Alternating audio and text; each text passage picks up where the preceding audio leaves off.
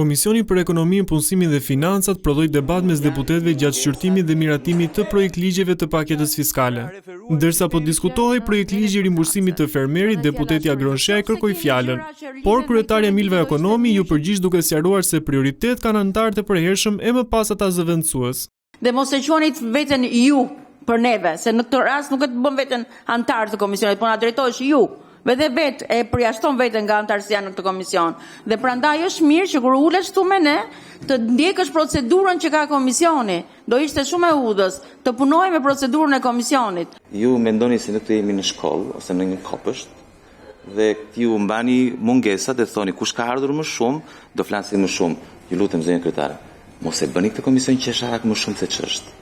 Pas kësaj ndërhyri deputeti Erion Braçe me tone të ashpra ndaj Shehajt duke ndërper seancën. Ky i fundit u përjashtua nga komisioni. Unë po flas me kryetarin, qetëso.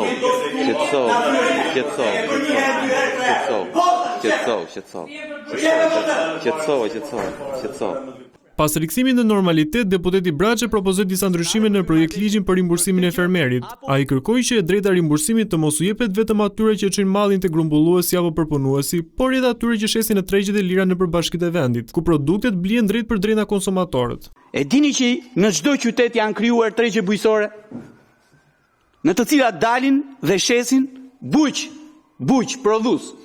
Nuk shesin grumbullues, por shesin bujq. Tani kush është kjo qeveria që thot që ti që prodhon dhe del shet vet në tregun e lushnjës, 100 kile, 100 kuintal, 1 ton, 2 ton e kështu me radhë prodhimet të tuat nuk merr kompensim.